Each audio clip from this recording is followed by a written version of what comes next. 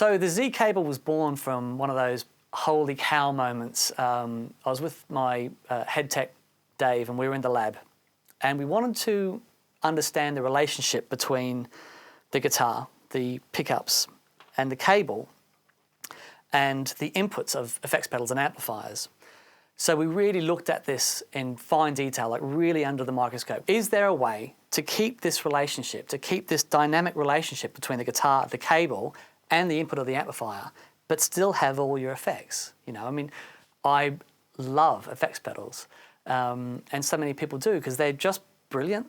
But that sound of that relationship, that feeling that you have when you're plugged directly into that first valve stage, it does something really special. So right at the end of your pedal board, there's the interface, the Z cable interface.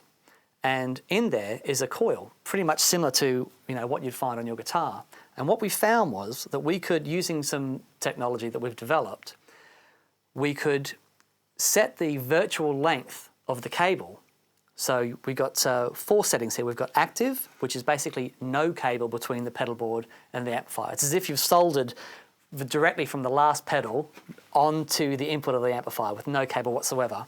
Then we have a short cable, a medium cable, and a long cable. And then you have the reactance control. Now, the reactance control loads the coil in the Z cable interface, and the more you load the coil, the warmer the tone gets. Less reactance and a brighter tone.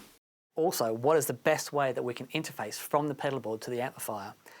You'll notice that on the output of the Z cable, we've used an XLR output, and the cable itself is actually part of the circuit. Now, on top of this, in the spirit of finding the best way that we can interface between the pedal board and the amplifier, we've used something called a Kelvin force and sense circuit. Now, what that does is the signal travels up one side of the XLR cable that we have here and goes to the amplifier.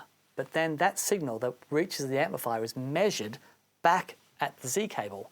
Any difference between what's being sent and what's being received by the amplifier is cancelled out. So if you're picking up any noise or anything like this, it's actually cancelled out. It's like a balanced signal, if you will. And having an XLR output from your pedal board to the amp is just really groovy. So what happens, this dynamic relationship from this pickup coil, where the impedance that's coming out of it is interactive and is dynamic and moves around, you get that impedance, that dynamic impedance back at the end of your pedal board. So with the Z cable, it'll just take everything from just the direct signal straight from the guitar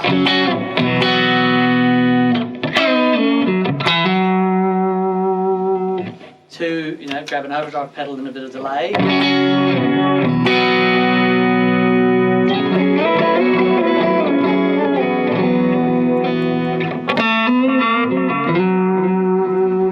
Or just go completely nuts.